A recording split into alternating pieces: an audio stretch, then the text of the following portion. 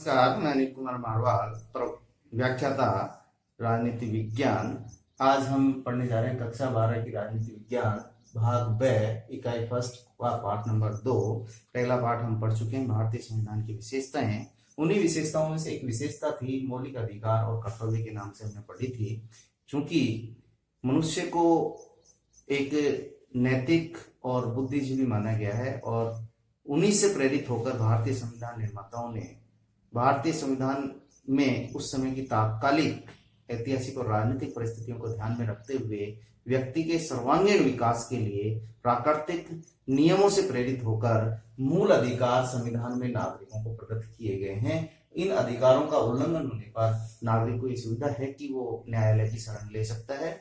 तो चलिए हम आज के इस चैप्टर में पढ़ते हैं कि मूल संविधान जो है उसमें मौलिक अधिकारों में क्या क्या प्रावधान है, कौन कौन से मूल अधिकार प्रदान किए गए हैं। आज के इस वीडियो में केवल अपन इन मूल अधिकारों के बारे में पढ़ेंगे, कौन कौन से हैं, इनका विस्तार से आगे फिर अध्ययन करेंगे। तो मैं आपको बता दूं कि ये जो मूल अधिकार हैं वो संविधान के भाग 3 में अनुच्छेद 12 से 30 और 32 से 35 तक वर्तमान में कुल 23 अनुच्छेद इसके हैं। और जो मूल संविधान था उसमें 7 मूल अधिकार भारतीय नागरिकों को प्रदत्त किए गए थे, किंतु एक जो मूल अधिकार था संपत्ति का, उसको 44वें संविधान संशोधन अधिनियम के द्वारा उसको हटाकर कानूनी रूप से उसको अधिकार दिया गया है। वो अनुच्छेद 31 जो था उसको यहाँ से विलोपित करके उसको कानूनी अधिकार में प्रतिस्थापित कर दिया गया है। अब बचे मूल अधिकार वर्तमान संविधान में। दो बात यहाँ पे क्लियर कर लें आप कि जो मूल संविधान में जो मूल अधिकार दिए गए थे वो 7 थे और वर्तमान में जो हैं वो 6 मूल अधिकार हैं। इनका किन अनुच्छेदों में वर्णन है वो हम इसमें पढ़ेंगे। पहला है समानता का अधिकार। समानता का जो अधिकार है वो सबको अवसर की समानता या कानून की समानता बिना किसी भेदभाव रहित समाज की स्थापना पर बल देता है। वो अनुच्छेद 14 से 18, इसकी विस्तृत अध्ययन अपन अनुच्छेद वाइज अगले उसमें करेंगे। दूसरा है स्वतंत्रता का अधिकार। अनुच्छेद 19 से 22 में इसका विस्तार से उल्लेख है। और मैं बता दूं कि संविधान में जो मूल अधिकार हैं उन मूल अधिकारों की इतनी विस्तृत व्याख्या, एक एक बिंदु को इस प्रकार से स्पष्ट किया गया है कि ये अत्यंत रूप से विशाल संविधान का निर्माण करने में सहायता करता है। मैं बता दूं कि अनुच्छेद 19 इतना विस्तृत कर दिया गया है कि इसमें हर चीज को स्पष्ट करके लगभग 450 शब्द इसमें जोड़े गए हैं। तीसरा मूल अधिकार प्रदान किया गया है शोषण के विरुद्ध अधिकार। अनुच्छेद 23 और 24 में इसके प्रावधान किए गए हैं। चौथा है धार्मिक स्वतंत्रता का अधिकार। अनुच्छेद 25 से 28 में इसकी विस्तृत व्याख्या की गई है। पांचवा है सांस्कृतिक एवं शिक्षा संबंधी अधिकार। अनुच्छेद 29 से 30 तक जो है इसकी व्याख्या की गई है। संवैधानिक उपचारों का अधिकार, जिसे संविधान के आत्मा डॉक्टर भीमराव अंबेडकर ने भी कही है, इसका जो है वो अनुच्छेद 32 में इसके जो है प्रावधान किए गए हैं। और ये 5 जो है भागों में बांटा गया है संवैधानिक उपचारों का अधिकार। अब हम पढ़ते हैं जो पहला मूल अधिकार है समानता का अधिकार। अनुच्छेद 14 से 18, इसको विस्तार से हम पढ़ते हैं। इसको 5 भागों में जो अनुच्छेद वाइज है। सबसे पहला है कानून के समक्ष समानता। इसका जो विस्तार से वर्णन किया गया अनुच्छेद 14 में किया गया है।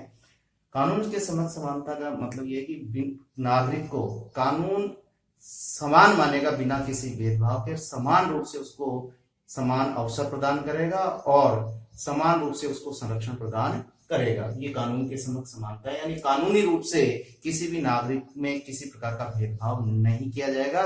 न आर्थिक स्थिति, न राजनीतिक स्थिति, किसी भी प्रकार की स्थिति के आधार पर कानून उसमें कोई भेदभाव नहीं करेगा।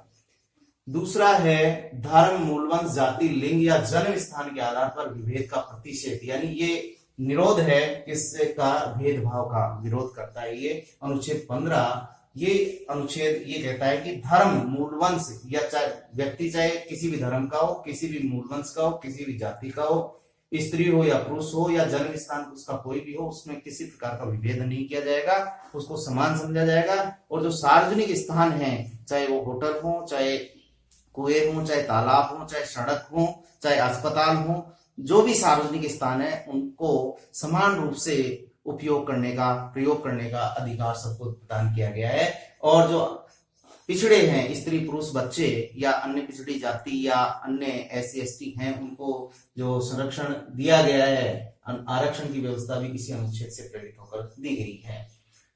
समानता के अधिकार में जो तीसरा अधिकार है वो है लोक नियोजन के विषय में अवसरों की समानता। अनुच्छेद 16 में ये व्यवस्था की गई है कि जो लोक नियोजन है, यानी सरकारी नौकरियों में जो नियोजन किया जाएगा उसके विषय में योग्यता के आधार पर कोई भी व्यक्ति जिसमें उस पद को धारित करने की योग्यता है वो प्राप्त कर सकता है। उसमें किसी प्रकार का भेदभाव नहीं किया जाएगा। केवल जो आरक्षण की व्यवस्था है उसके लिए जो पिछड़ा वर्ग है या SC ST हैं, उनको आगे बढ़ाने के लिए लोक नियोजन के अवसरों में जो आरक्षण की व्यवस्था की गई वो एक तरह से जो पिछड़े हैं उनको बराबर लाने के लिए, समानता प्रदान करने के लिए ही जो मूल भावना है वो समानता ही है आरक्षण में भी। और आरक्षण की व्यवस्था इसमें जो लोक नियोजन सरकारी नौकरियों में की गई है वो अनुच्छेद 16 में की गई है। अनुच्छेद 17 जो कि एक बहुत महत्वपूर्ण अनुच्छेद है, अस्पृश्यता का अंत, जो हमारे समाज में एक बुराई थी अस्पृश्यता, उसको जो कि गांधी जी के विचार भी थे।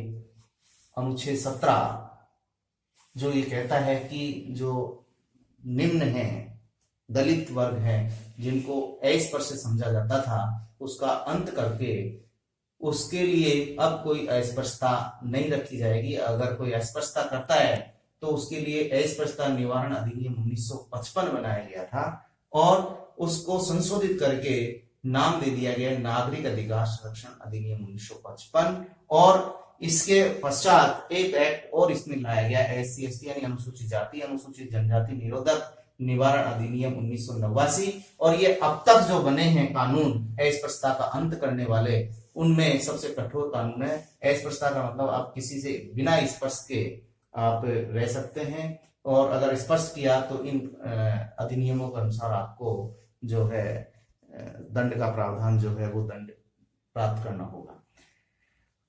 नंबर 5 पे आता है उपाधियों का अंत। जो भी अंग्रेजी ब्रिटिश शासन काल में जो उपाधियां संपत्ति और उनकी प्रतिष्ठा के आधार पर प्रदान की जाती थी उनका सबका अंत कर दिया गया है। यानी अब सभी नागरिक समान रूप से उपाधियां प्राप्त करने के लिए अब केवल जो उपाधियां प्राप्त करनी होंगी वो शिक्षा संबंधी और सेना में केवल उपाधियां प्रदान कर सकते हैं। और अगर कोई विदेशी उपाधि प्रदान करता है तो उसे राष्ट्रपति की स्वीकृति प्राप्त करनी होगी।